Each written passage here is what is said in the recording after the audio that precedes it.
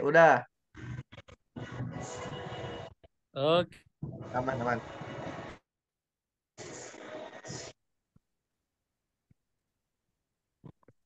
oke. Yap. Ya, Indra Pandu ya. Jin kameranya ditutup ya.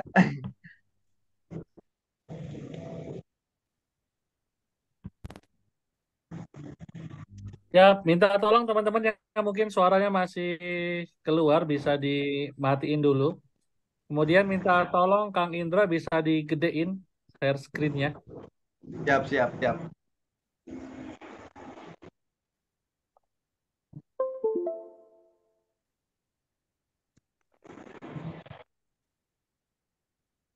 Udah kelihatan gede belum? Udah ya? Oke, udah. Cuma kepotong lah ya. Oh iya, potong ya. Di normal 100 saja. Di 100 aja ya. Eh, Ini udah atau 100. di view. Nah, ini udah. Oke, siap. Izin di mute dulu semua ya. Kang Alpian boleh dibuka lagi, Kang Alpian. Kang Alpian boleh dibuka lagi. Siap, oke. Sudah kelihatan. Bagus. Ya. Oke, kita buka ya teman-teman. Bismillahirrahmanirrahim. Assalamualaikum warahmatullahi wabarakatuh. Waalaikumsalam. Waalaikumsalam Waalaikumsalam warahmatullahi wabarakatuh. warahmatullahi wabarakatuh. Alhamdulillahirabbil alamin. Asyhadu alla ilaha illallah wa asyhadu anna Muhammadur Rasulullah. Allahumma shalli ala Muhammad wa ala ali Muhammad. Amma ba'du. Baik, teman-teman yang dirahmati Allah Subhanahu wa taala, alhamdulillah mari kita bersyukur dulu kepada Allah.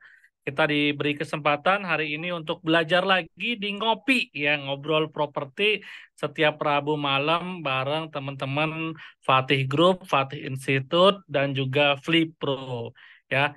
Dan perkenalkan nama saya Muhammad Alfian Redra Saputra, bisa dipanggil Alfian Redra, bisa cari di Instagramnya Alfian_Redra99.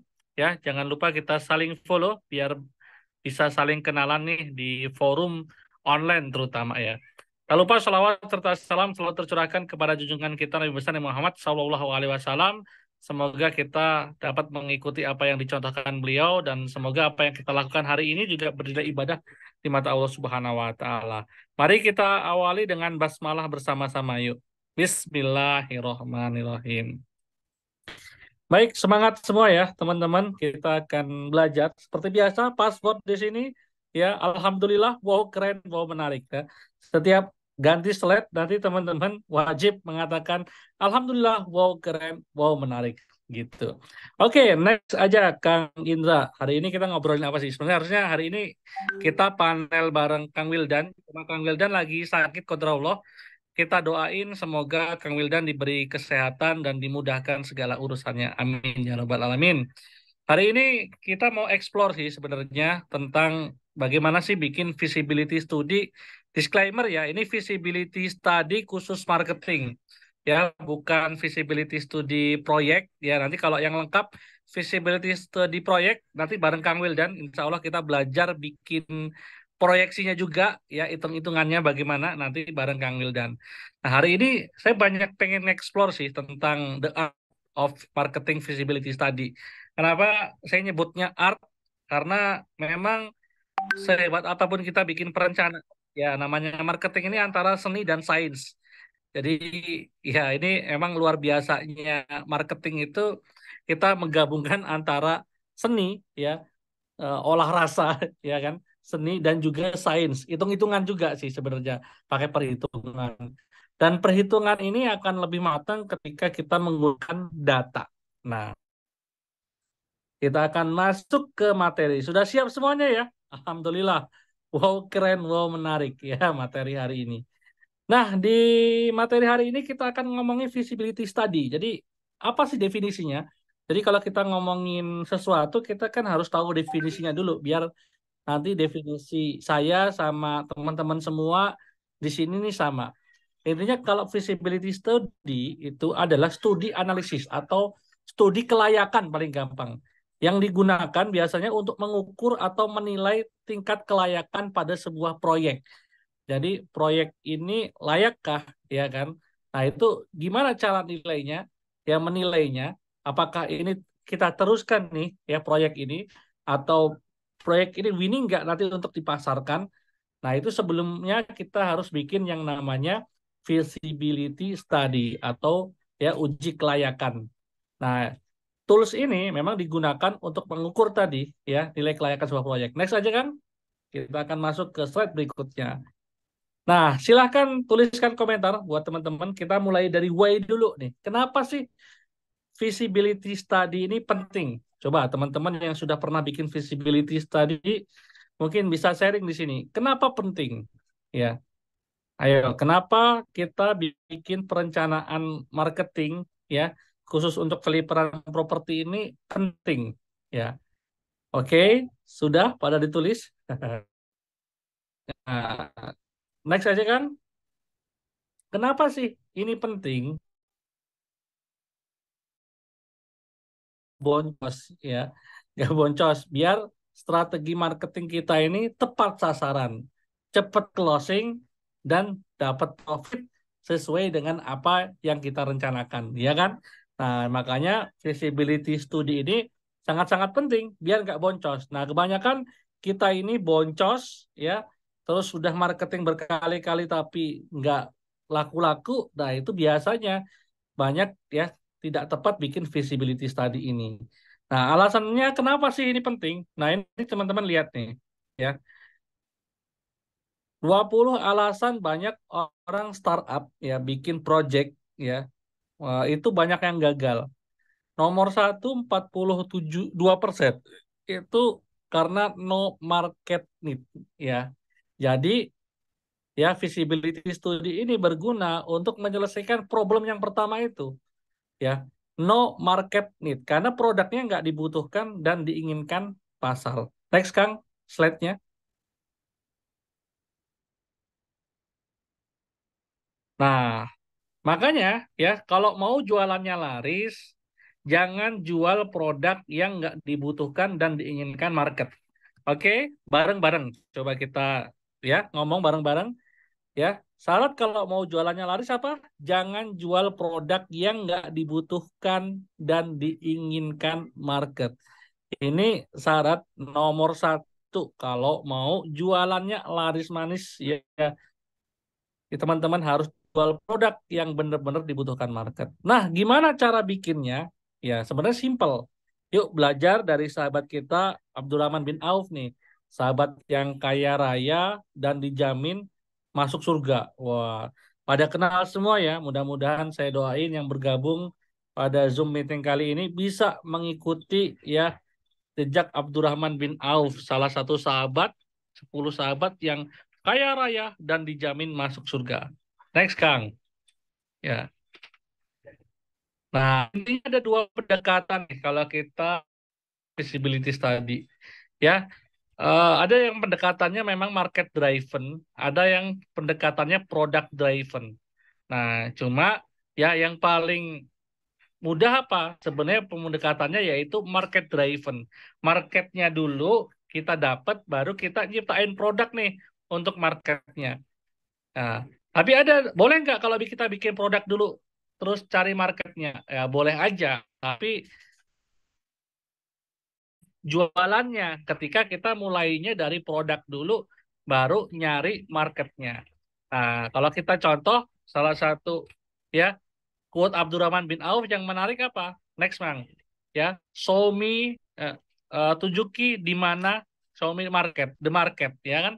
Tunjuki di mana pasar. Nah, ini Abdurrahman bin Auf kan ketika hijrah dari Mekah ke Madinah itu, ya kan?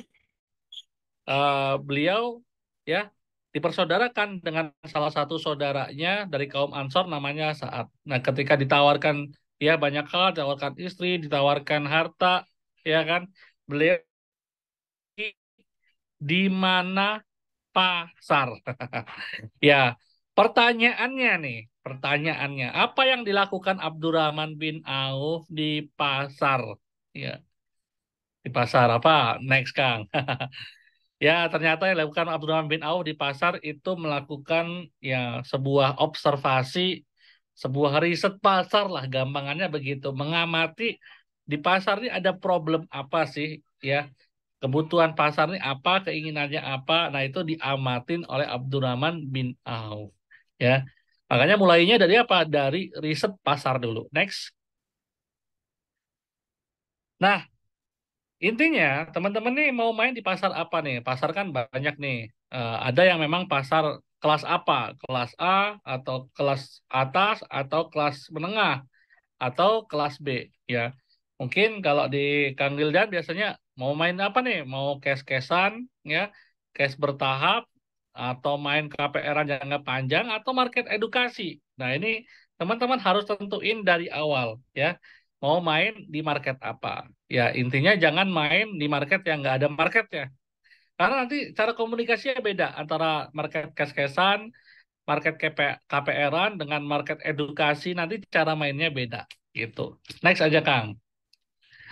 Nah, ini salah satu penelitiannya Sabri Subi ya, ketika menjelaskan bahwa kalau kita ngiklan ya, kita ngiklan, orang yang langsung ya beli ketika ngelihat iklan kita itu paling 3% dari totalitas seluruh populasi ya yang ada di dunia internet, ya. 17%-nya itu setelah lihat iklan, ya. Itu information gathering mode atau Z mode, ya.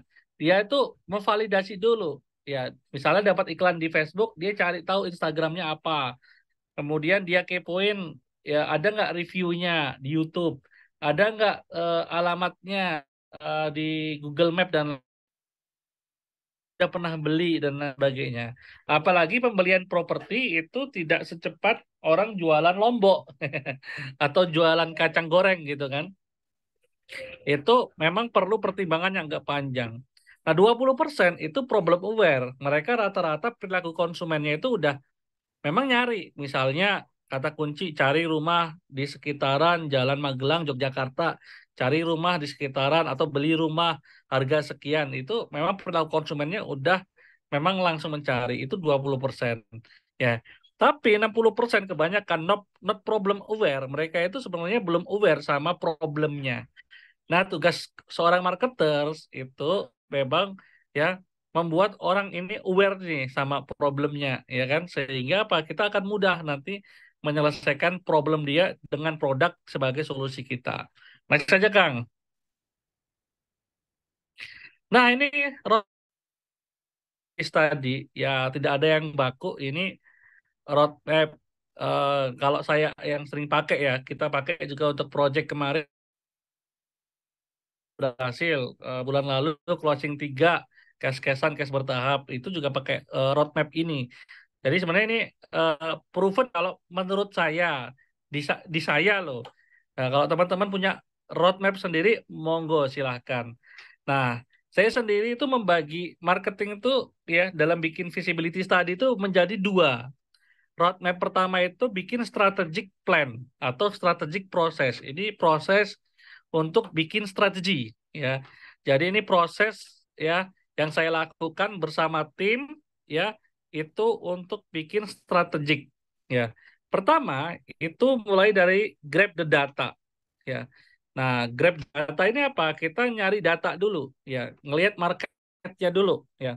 Mau main di market apa. Kemudian ngelakuin segmentasi dan targeting. Oke, aku mau main di kelas cash-cashan atau cash bertahap aja. Targetingnya seperti itu. Misalnya, ya di daerah sini, sini, dan sini misalnya. Atau daerah Bogor dulu atau di Jogja dulu. Kemudian baru menentukin positioningnya. Baru ya, audit kompetitor nih. Analisis SWOT, ya, kemudian nemuin winning produknya. Oh, kira-kira dari ya data yang ku cari tadi, ya, yang market kelas A itu produk yang bagus untuk dia itu yang seperti ini.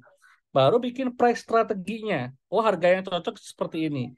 Baru ngomongin price strateginya. Ya, baru promotion, ya, strategi people atau tim strateginya, baru proses strateginya, proses marketingnya, baru physical evidence, bukti fisiknya. Nah, nanti outputnya apa? Outputnya bikin dokumen strategic plan. Nah, itu yang biasanya saya lakuin, teman-teman. Ya, antara winning product dulu atau place strategi dulu. Kalau di properti sih biasanya rata-rata mulainya dari place dulu sih. Lokasi, dan lokasi. Ya, baru nanti lokasi ini ya nanti baru naik ke setelah lokasi baru price-nya berapa, baru place-nya berapa.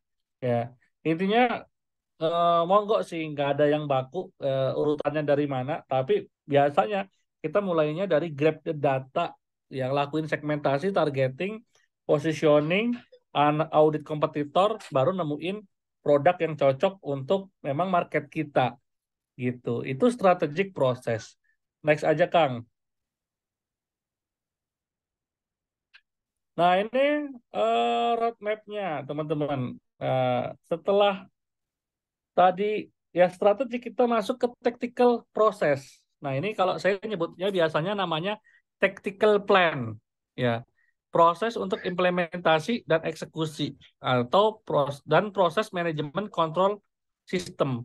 Nah, kalau yang warna emas-emas itu ya proses implementasinya. Jadi dari winning place, tempatnya kita nemuin dulu winning tempatnya, kemudian winning price, harganya sudah cocok, winning product, ya, physical evidence, bukti fisiknya udah oke, winning proses, baru winning promosi.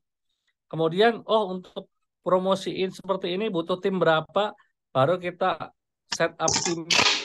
Nah, baru di sini untuk proses kontrol sistemnya kita mulai setting goal, eksekusi, kemudian mulai eksekusi, evaluasi, dan kontrol. Nah, kalau ini kita nyebutnya namanya tactical process. Kalau tadi strategic plan, nah ini namanya tactical plan. Nah, itu roadmap-nya teman-teman. Next saja Kang.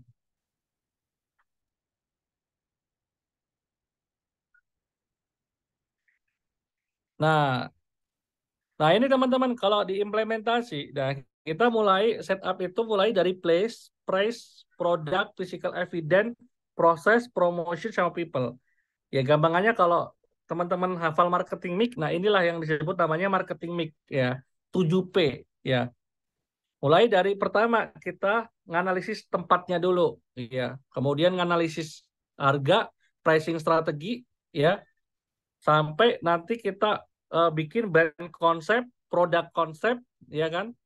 Kemudian apa nih physical evidence yang mungkin bikin orang itu percaya sama kita? Oh, mungkin timeline legal, proses sertifikat IMB dan lain sebagainya, unit produk rumah contoh dan lain sebagainya. Baru nanti kita diproses branding, marketing, selling, termasuk promotion, mulai dari bikin digital asset, ya kan, marketing kit, konten kreatif, sampai budgeting. Ya, nanti kita mainkan di situ, baru kebutuhan people-nya berapa. Nah, kita bedah nih satu-satu, yuk. Mulai dari place dulu, ya kan.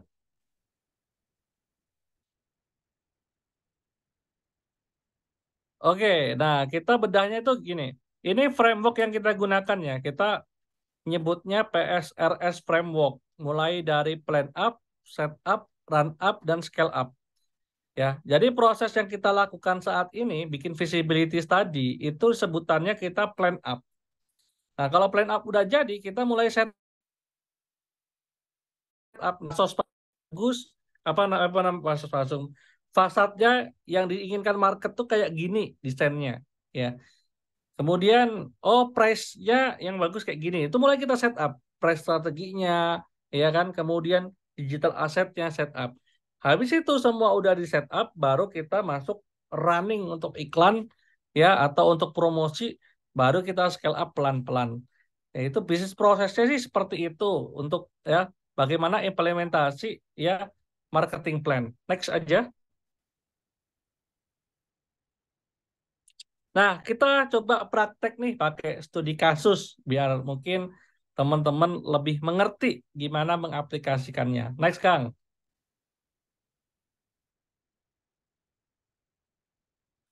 Nah, misalnya nih, selamat, Anda tertarik untuk membuka project di Jogja. Ada keinginan nih bikin project di Jogja.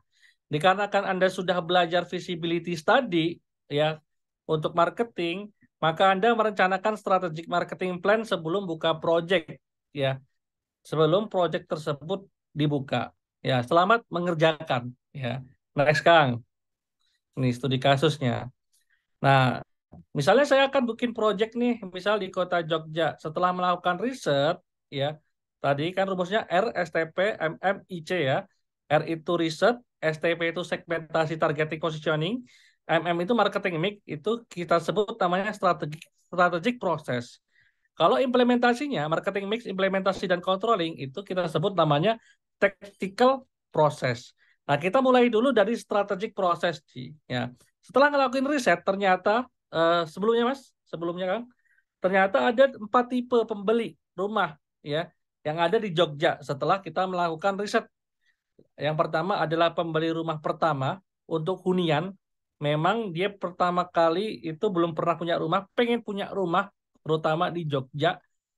Ada kedua tipe pembeli rumah kedua, ya ini ciri-cirinya dia sudah punya rumah pertama, pengen upgrade rumahnya, pengen lebih dekat dengan kampus anaknya atau sekolah anaknya, atau tipe pemberi investor, atau yang keempat tipe pembeli lifestyle, yang kelima dan lain-lain monggo silahkan.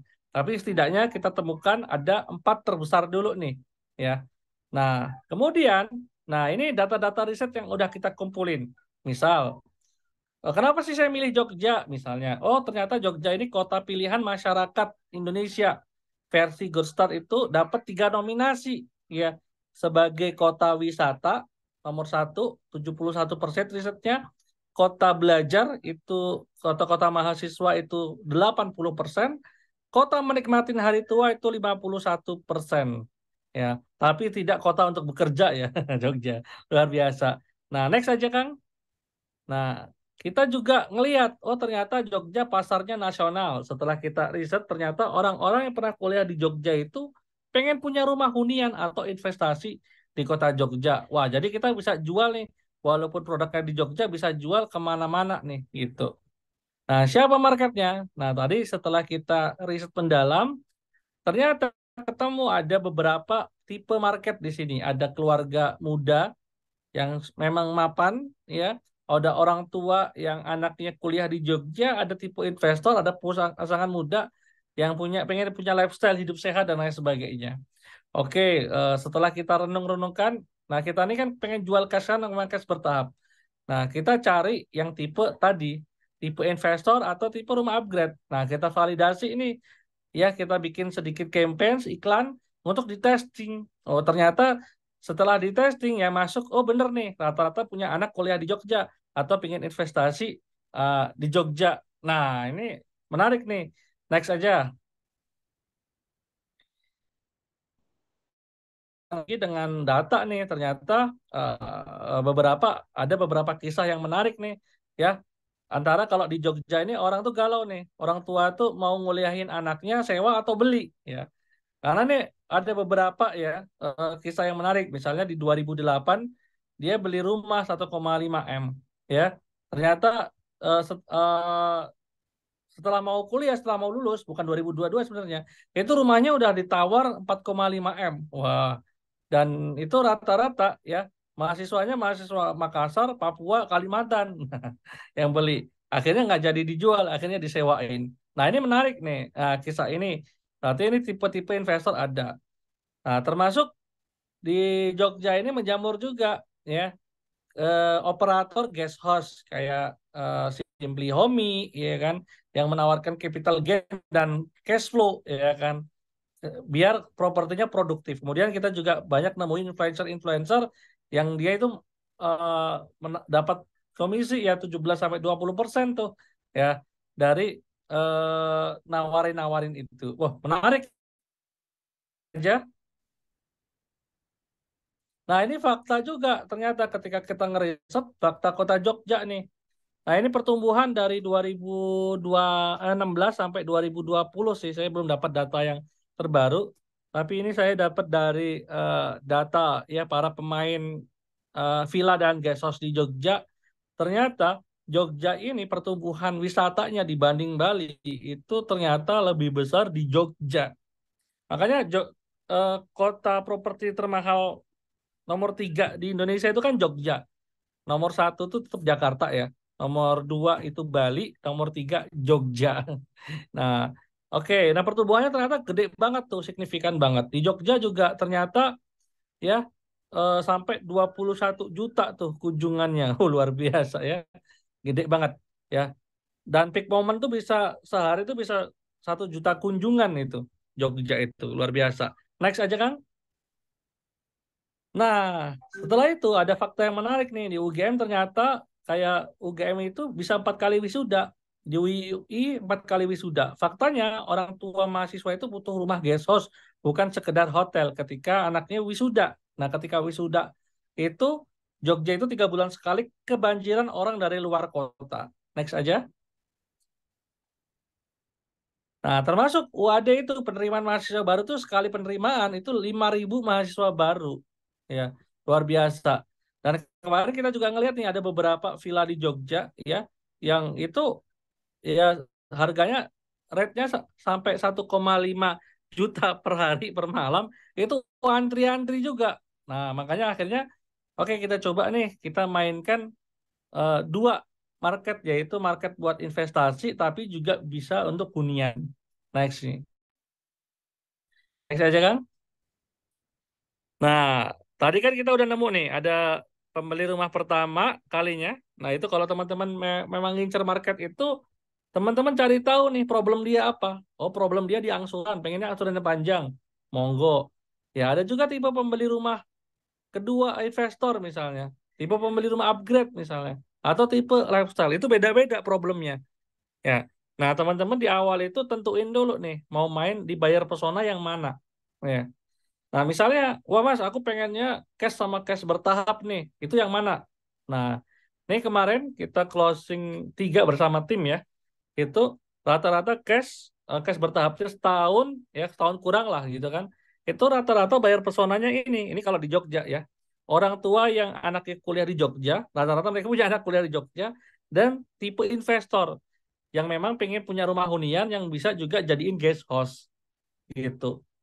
Next.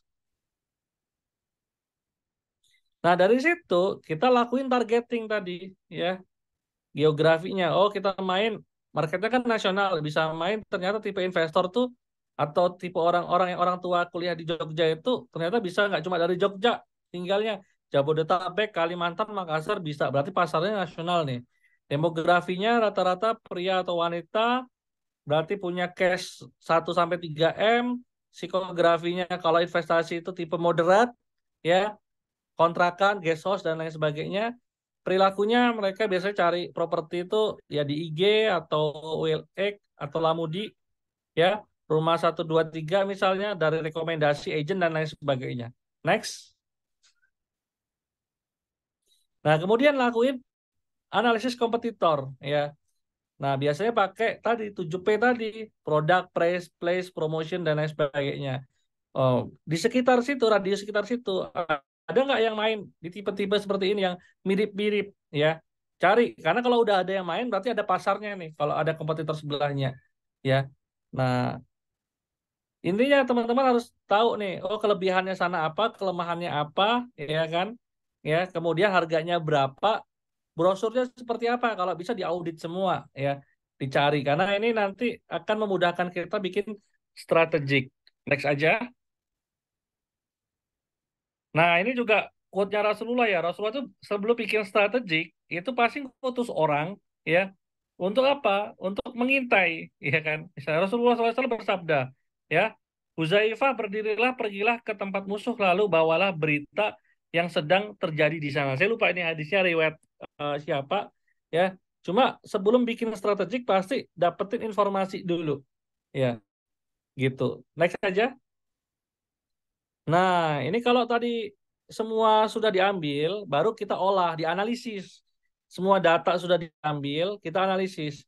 Kekuatan musuh di mana, kekuatan kita di mana, weakness-nya, kelemahan kita di mana, opportunity-nya di mana, ancamannya apa. Nah, ini untuk memudahkan kita ya bisa mengambil peluang nih ya, nggak head to head sama kompetitor. Misalnya kompetitor waktu kemarin kita head to headnya sama punyanya Anthony nih, dia rumah gaya Jepang. Ya kita jangan head to head bener-bener kayak Jepang kita main nih modern Skandinavian atau apa yang memang nggak terlalu head to head banget nih dengan Japandi gitu. Misal stylenya begitu. Next aja Kang. Nah baru di situ kita tadi setting marketing mix-nya mulai dari place, price, product, cycle dividend, proses, promotion, people. Nah cara nyetingnya gimana? Next nih. Nah, kita mulai dari place dulu. Ya, kenapa? Karena ya kalau properti yang ngomongin kan tempat-tempat dan tempat dulu, lokasi-lokasi dan lokasi dulu. Nah, untuk memastikan sebenarnya konsep produk kita ini sesuai nggak dengan sosial atau demografi di sekitar, ya, makanya dilakukan riset project. Ya, yang dibutuhkan adalah nanti outputnya itu dokumen analisis kelayakan. Next aja, Kang.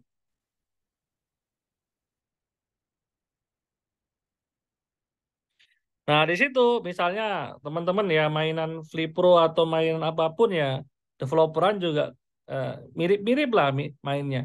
Ya, dicek dulu ini sudah apa namanya sertifikatnya bagaimana nih ya.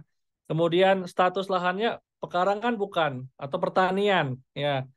Kemudian kondisi existing bukan sawah gitu kan.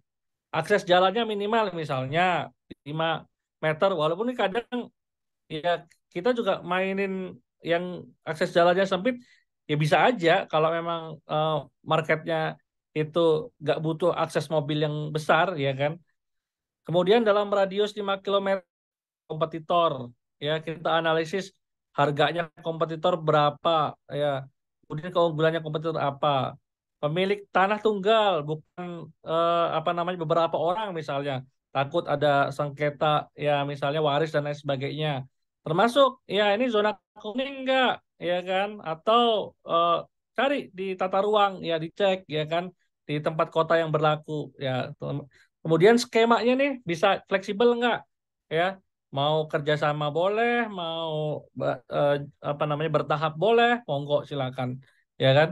Lokasinya strategis, dekat dengan fasilitas umum misalnya saja Kang.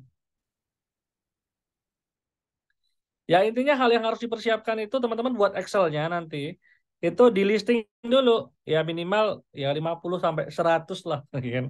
Eh, lahan yang atau rumah ya yang mau di fliperin ya. Kemudian catat juga alamat lengkap project, Google Map-nya sekaligus ya titiknya. Kemudian informasi status kepemilikan lahannya seperti apa ya, informasi zonanya, ya, lokasi proyek, peta kepadatan penduduknya, peta industri, mungkin peta rumah sakit, sekolah, university, tempat pembelajaran, tempat ibadah dan lain-lain untuk bisa teman-teman gunakan untuk bahan promosi, baru analisis SWOT tiga kompetitor di sekitar proyek. Ya, baru ngomongin tentang price nih. Kenapa? Karena nanti dengan kita price strategi ini mainan cash bertahap ya, misalnya main cash-cashan itu enaknya emang proyeknya itu setiap 2 unit naik tuh harganya. Nah, kenapa? Nah, itu ya ada triknya juga itu. Nah, nanti kita bahas lah di kelas lebih detail. Nah, itu bisa beli apa ya? Teman-teman bisa siapkan yang disiapkan tuh pricing strateginya, reward marketing kalau misalnya ya gimmick-gimmick ya. Konsumen bisa ya reward untuk marketing in-house atau agent juga bisa. Intinya nanti outputnya teman-teman bikin pricing guideline ya. Dan price-nya ini harus sesuai dengan market kita gitu. Next aja.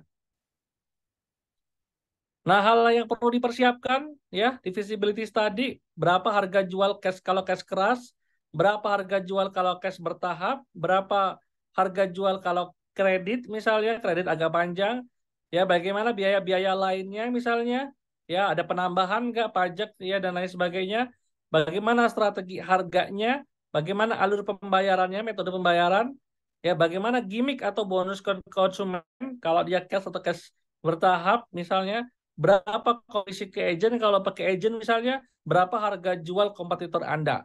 Nah, ini yang perlu dipersiapkan di pricing strategi. Nah, baru kita ngomongin tentang produk nih. Nah, produk di sini ya konsep produk kita harus disesuaikan dengan kebutuhan pasar. Ya mengakuisisi market secara sistematis. Kalau misalnya teman-teman ya mainnya listing database ya. Kemudian value oriented. Kita emang nanti akan kalau Flipper kan kita jualan value ya, bukan cuma jualan produk. Nah, ini pinter-pinter kita memang naikin value kita ya, eh, dinaikin nih gimana caranya. Nah, yang perlu dipersiapkan nanti brand konsep sama produk konsep. Ya, nah itu nanti yang dibutuhkan untuk visibility study dan brand guideline-nya, teman-teman. Nah, hal yang harus dipersiapkan apa? Nah, ini ya set plan kalau udah ada kan master plan project, tipe produk, spesifikasi bangunan, 3G modeling jika perlu, image, video rendernya, riset kompetitor terdekat, terbaik, terlaris, segmen pasarnya, DNA produk, nama produk, story produk dan brand, value utama dan pendukung, ya value pendukung, logo produk, font, warna, identitas brand dan lain sebagainya. Ini monggo dipersiapkan. Nah, biasanya cara bikin produk itu ya kita pakai design thinking, teman-teman. Next aja. Nah, ini metodologinya. Gimana? Masih kuat ya? Wow, keren, wow, menarik. Alhamdulillah. Nah, kalau design thinking itu memang mulainya dari empati dulu. Empati itu merasakan yang customer rasakan. Kita coba nih. Kita kan tadi udah ngincer ya. Pertama, oke, saya mau ngincer cash sama cash bertahap aja. Saya nggak main KPR-an ya. Biar cash flow saya bagus, ya kan? Nah, oke, di Jogja ternyata ada orang, market saya adalah orang tua yang anaknya kuliah di Jogja. Kemudian ada tipe investor. Nah, kita empati dulu nih. Apa problem dia? Itu kita listing dulu. Ya. Tim saya biasanya ngelisting dulu problem-problem mereka apa. Untuk apa? Untuk nanti bikin bahan iklan. Habis itu baru di-define, ya, definisikan. Kemudian baru dapat idenya, ide konsepnya, bikin prototipenya, baru dites. Ya, jadi produk konsep itu nanti kayak gini nih. Kategorinya misalnya nih kemarin yang sudah saya bikin sama tim ya, kita ingin kita bikin mini cluster kemarin dengan DNA itu sebenarnya rumah hunian. Core value-nya itu fungsional, ya. Add value-nya itu Skandinavian dan add value duanya itu produktif. Bisa untuk investasi untuk guest house. Jadi nanti ya positioningnya bisa dibaca seperti ini. Positioningnya Karim Townhouse adalah kategorinya apa? Mini cluster, ya. DNA-nya apa? Ya, DNA-nya yang dijual itu memang rumah hunian yang menyediakan hunian yang punya fungsional, ya, dan juga style Skandinavian gitu desainnya. Next.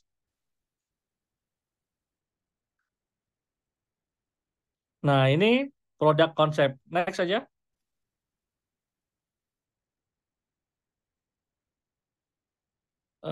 Di atasnya tadi. Nah, fungsional tuh gimana sih dimaksud? Yang fungsional itu kita kasih banyak fungsi sih. Kita bikin mezanin, ya, kita bikin model rumah tumbuh, memang pondasinya untuk bisa untuk 2 lantai. Kita mainkan juga open space, Skandinavian, ya, produktif. Sebenarnya ini rumah simple sih, rumah minimalis sebenarnya. Tapi kita mainkan minimalis ini jadi fungsional, ya kan, gitu. Next aja. Nah, baru di situ dari produk konsep itu sesuai nggak dengan ideal target market kita. Tadi tipe investor sama tipe yang punya anak kuliah di Jogja. Oh, menarik nih konsepnya. Brand identity-nya kita garap, brand story-nya kita garap tentang tadi ada orang tua yang nguliahin anaknya, habis itu ternyata bisa bayar semua biaya anaknya itu lewat setelah dijual kembali produknya atau disewakan akhirnya biaya anaknya itu tercover dengan biaya propertinya, ya kan? Kemudian baru produk landscape, produk turunannya, furnisnya dan lain sebagainya. Next aja. Nah, kita bikin brand story-nya dari situ. Ya, anak kuliah di kota Jogja, mending beli atau sewakan rumah. Nah, ini kita bikin kayak campaigns-nya. Ya, Karim punya cerita. Ada hook, story, offer, ya penawarannya. Next aja. Nah, termasuk physical evidence nih. Penting sih kalau di era sekarang ya, untuk menciptakan kepercayaan calon customer itu, terutama mungkin buat yang baru ya. Kalau yang udah punya brand eh, developernya atau eh, punya brand yang bagus, kontraktornya udah punya brand yang bagus, gampang jualannya gitu. Nah, yang disiapkan adalah fasos fasum, unit produk, contoh misalnya sertifikat atau timeline untuk legalitas gimana izin dan progresnya. Ini untuk bangun kepercayaan publik. Next aja.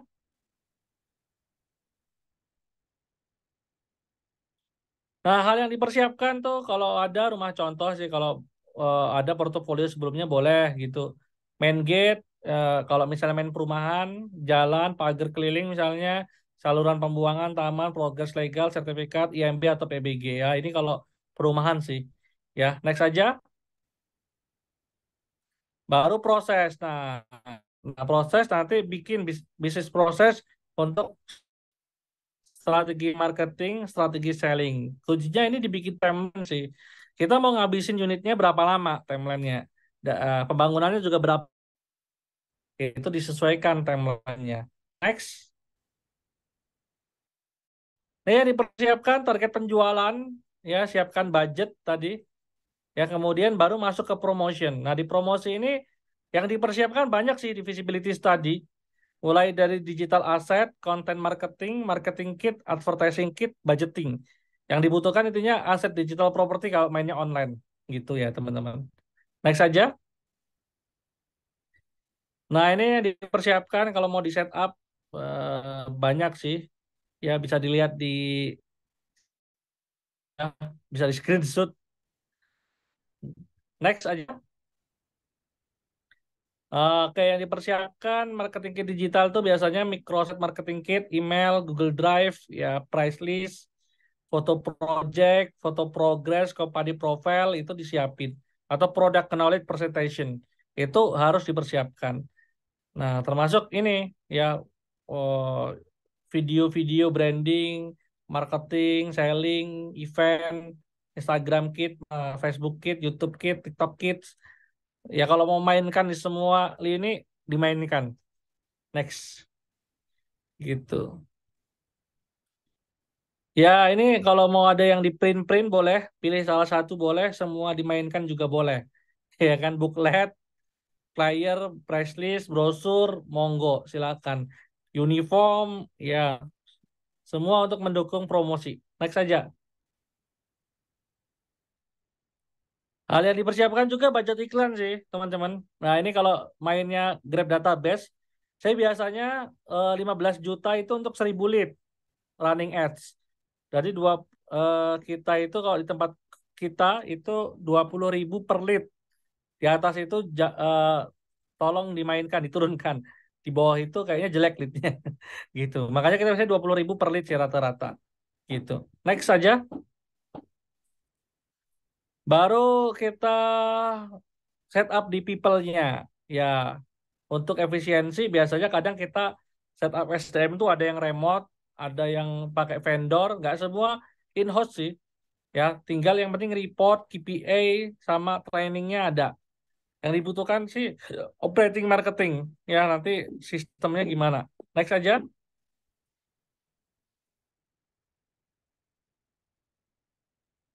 Nah, ini yang harus dipersiapkan kalau di tim ya, project leader, manager untuk marketing, report monitoring, ya, advertising spesialis misalnya kalau pakai vendor monggo, Meta Ads, Google Ads, multi channel spesialis, trainer CS atau deal maker, report sales sama marketing system.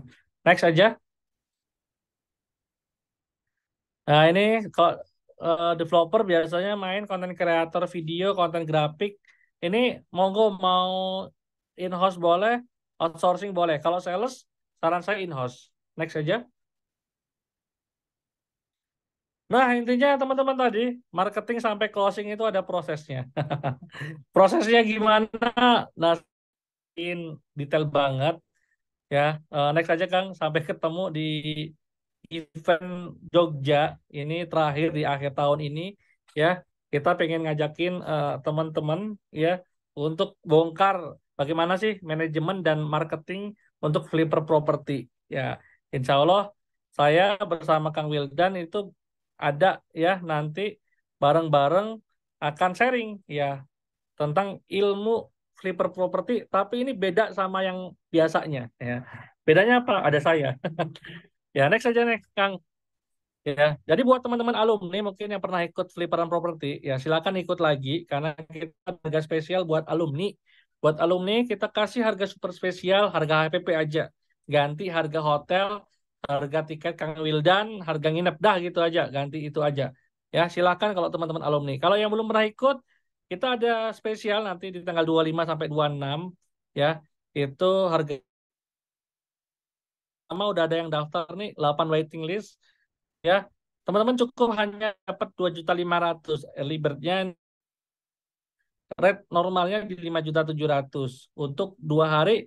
Nah, di situ kita akan bedah nanti ya. Teman-teman akan dapatkan toolsnya ya, finance, marketing, operation, sama sistem ya, ERP-nya. Bagaimana bisa kontrol 35 project misalnya hanya dalam lewat handphone. Nah, itu nanti akan disaringkan juga sama Kang Wildan di workshop Master Flip Pro 2023 terakhir di tahun ini ya kan. Hanya tahun ini hanya besok itu di tanggal 25 sampai 26 November 2023 Hex Boutique Hotel Yogyakarta. Teman-teman bisa catat nomornya pengen dapat harga spesial di 0812 ya, duanya 4 kali itu 082222 ya 4 kali 58600. Tak ulangin ya 0812 222 ya 58600. Di screenshot aja itu teman-teman. Nah, insya Allah nanti detail panjangnya sih di situ sih Kang teman-teman. Jadi ini pembukaan aja ya, nanti feasibility study yang sebenarnya nanti Kang Wildan akan sharing lebih detail bagaimana bikin proyeksi dan lain sebagainya. Gitu, teman-teman. Itu sih sedikit pengantar dari saya ya. Sebenarnya harusnya nih saya ditemani Kang Wildan. Jadi mungkin nggak bisa panjang-panjang ya Kang. Paling kita batasin 15 menit lagi kita mungkin sudahin. Monggo kita buka sesi diskusi sih. Ya, kalau tanya jawab kesannya saya pinter gitu. Diskusi aja. Silakan, ada yang ingin bertanya dari teman-teman? Oh, alhamdulillah nih ada Kang Fauji ternyata membersamai kita. Kang Fauji, gimana kawannya Kang Fauji? Nah ini Kang Alpian, ada yang nanya Kang Alpian, budget 20.000 per lead itu maksudnya STP-nya kayak gimana? Itu mungkin Ya, bisa jadi kalau dibantu dijawab. memang kita untuk dapetin suspek dulu. Jadi kalau kita kan tetap ada suspek, prospek, komit, deal. Nah, untuk dapetin suspek itu intinya ya dia masuk ke link WA dulu, misalnya kalau pakai WA. Nanti mungkin dimasukkan ke telemarketing. Nah, telemarketing ini nanti akan menggali dari yang suspek-suspek ini siapa yang prospek. Kalau prospek di tempat kita itu dia itu bukan hanya tertarik, tapi juga punya kemampuan beli, daya belinya. Karena kalau target kita cash sama cash bertahap, ya tentu eh, kita yang lain itu kita olah juga, cuma tidak untuk project yang memang tidak cash sama cash bertahap. Nah, biasanya emang dari 1.000 lead, yaitu paling kita dapetin closingnya satu, satu atau dua itu dari 1.000 lead. Rata-rata begitu sih. Kalau untuk memang nyarinya cash sama cash bertahap. Tapi ada juga yang nggak sampai 1.000 lead, tahu-tahu ada. Bahkan sampai 2.000 lead juga ada. Ya, tergantung. Tapi tetap kita olah terus sih data itu. Tapi itu datanya sih saya bilang untuk data suspek dulu. Ya. Eh, tapi suspeknya tetap kita nggak suspek banget ya. Kita sesuaiin dengan memang buyer persona kita dari awal, segmentasi, targeting, positioning kita dari awal, iklan-iklan kita juga udah ngarah ke situ gitu. Itu sih Kang.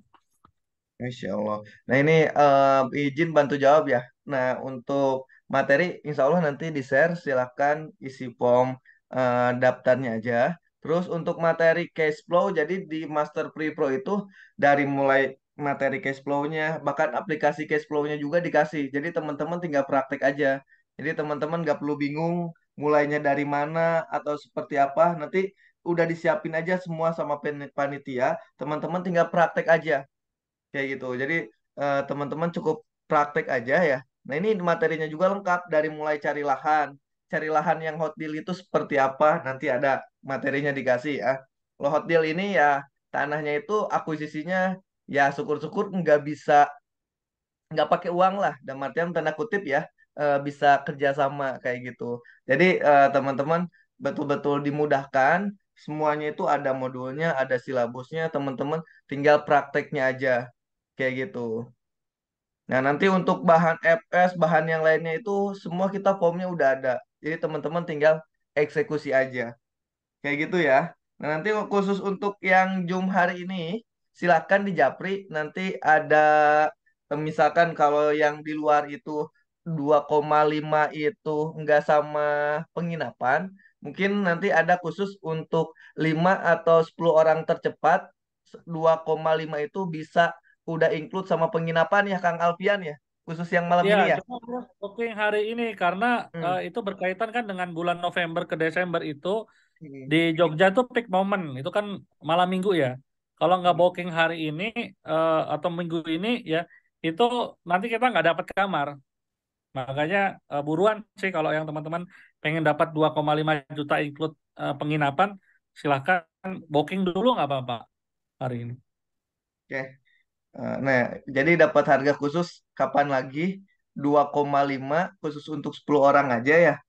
Tercepat di malam ini. Dapat udah include sama penginapan. Jadi penginapannya langsung kita daftarin gitu ya Kang Alfian ya, betul ya? Benar. Iya.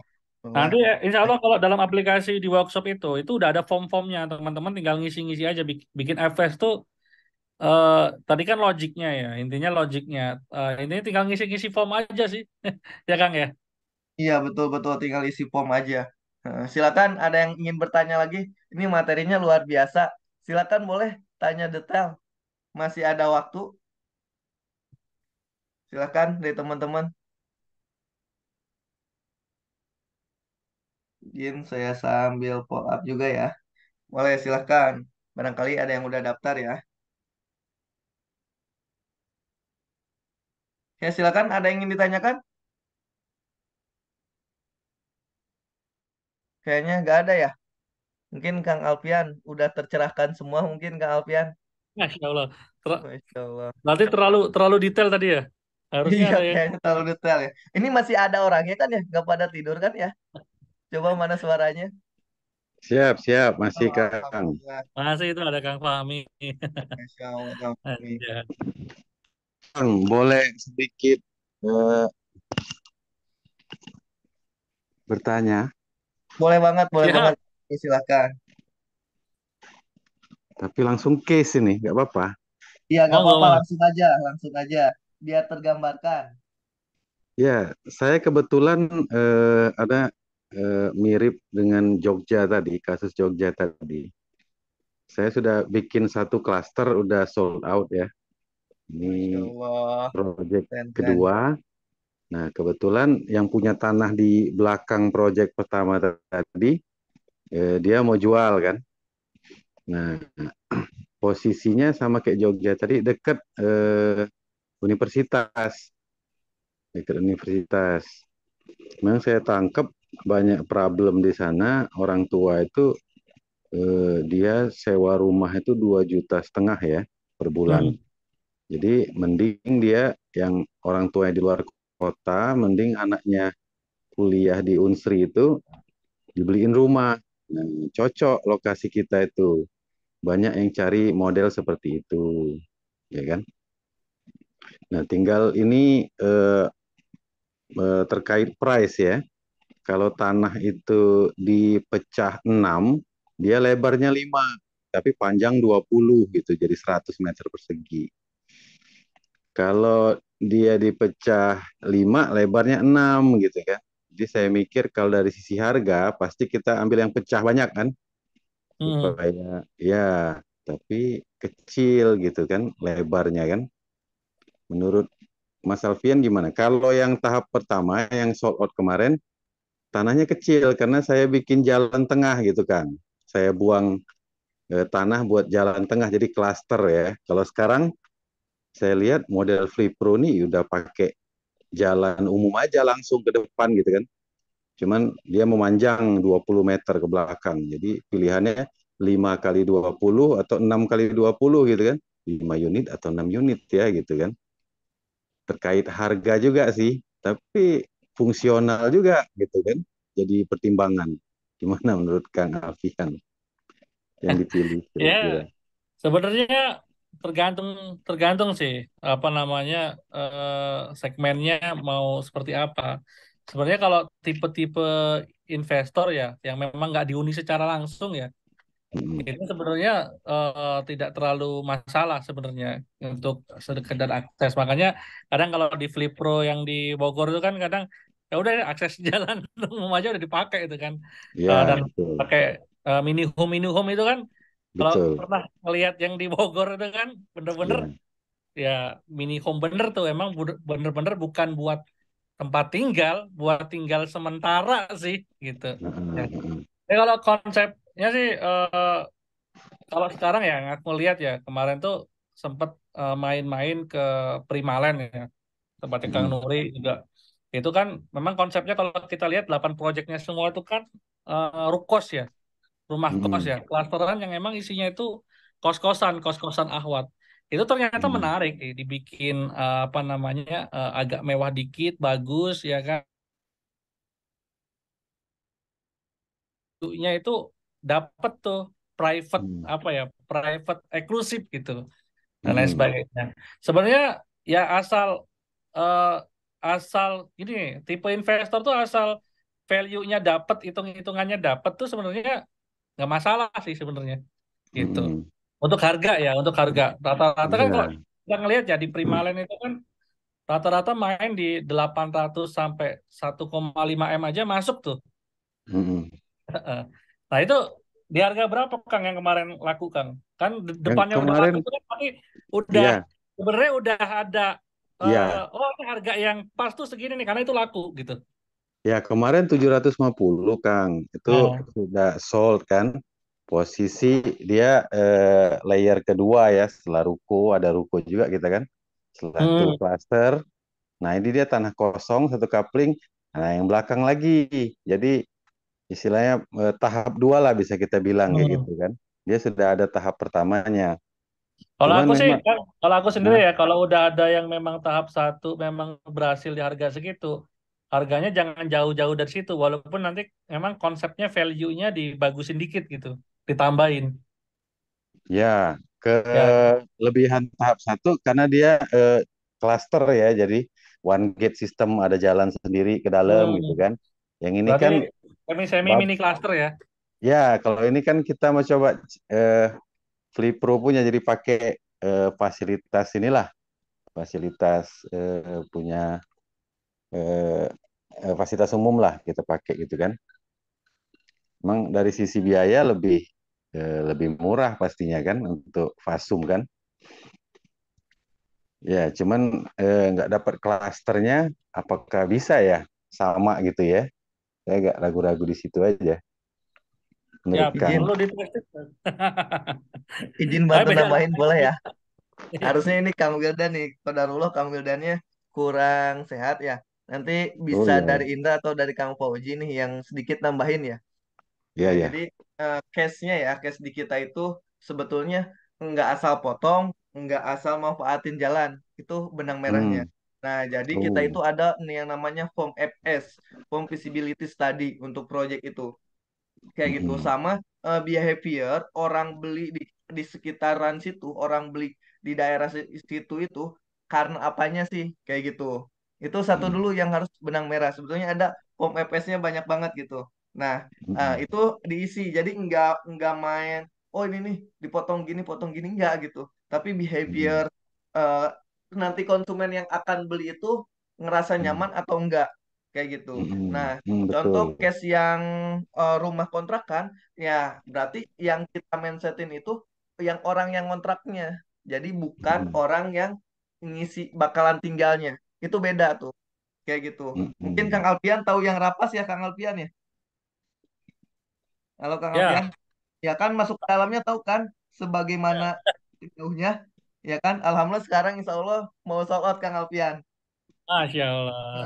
Nah itu karena Masya Allah. ternyata setelah digali, ya orang itu diedukasi dulu, dipahami dulu knowledge-nya terkait yang ngisinya itu bukan dianya, memang jalannya kecil. Nah jadi nggak sembarangan main potong-potong aja. Ada yang namanya Mm-mm. form FS-nya. Nah coba Kang Mm-mm. dilihat di karakter konsumen dari sebelumnya. kayak gitu. Mm-mm. Mm-mm. Karakter pembelinya itu mayoritas nyaman enggak dengan kriteria kayak gitu. Akang Mm-mm. nanti nih berhubung ke target marketnya. Target marketnya di sini itu eh, yang memang untuk yang butuh dengan privasi atau yang memang untuk yang ngekos-ngekos Ya, aja. Nah, itu yang betul, harus clear betul, di betul, awal betul, kayak gitu. betul, betul, Mm-mm. betul. Itu mungkin dari Kang Fauzi ada yang ingin ditambahkan mungkin Kang Fauzi. Kang Koji nih. Nih, coba Kang Fauzi nih. Kang Fauzi itu yang biasanya bikin 2 minggu FS langsung sold out. Iya, Kang Fauzi itu. Kang Fauzi Dahsyat itu.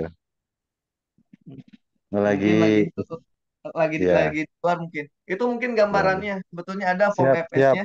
Jadi Makasih nggak sembarang banyak motong. Pak Hmm, Alfian. Masih Ya, banyak ya ya sama-sama. intinya tadi Kang ya Indra. eh, target marketnya emang disesuaikan. Emang yang memang untuk hunian sendiri, kalau yang hunian sendiri biasanya emang mintanya yang privasi ya. Nah, Nah, itu atau Ya, emang, itu. Hmm. emang untuk dikontrakin, dikos-kosin, atau cuma urung untuk rumah singgah sementara itu memang nggak Nah, begitu betul betul. Heeh. privasi mm, itu. ya, ya, ya. Baik, Gitu. makasih Banyak banyak Kang Ya, Alfian, Kang Indra. ya, sama-sama Kang Fahmi. Ya, Silakan dari teman-teman yang lain ada lagi. Alhamdulillah gak ya terasa ya udah jam 9 lewat lagi aja ya. Di ah, teman-teman jam berapa sekarang nih? Alhamdulillah masih standby. jam 9 sih tempat saya. Masya Allah. Gimana? Ada lagi yang ingin ditanyakan? Oke. Mangga, mangga. Kalau nggak ada pengumuman terakhir ya teman-teman, silakan loh teman-teman yang mau ikut ya ini kita pertemuan offline-nya, Insya Allah di tahun ini ya itu cuma di November besok dan Insya Allah yang menarik di November besok kita ada promo nih ya buat yang ya pengen dapat kamar sekaligus liburan di Jogja ya kan langsung dapat kamar penginapan itu ya teman-teman dapat harga 2,5 udah sama inap. Nah, Khusus murah 10 banget orang gitu aja kan. ya. Ya, Khusus 10 10 orang orang aja aja ya. silakan.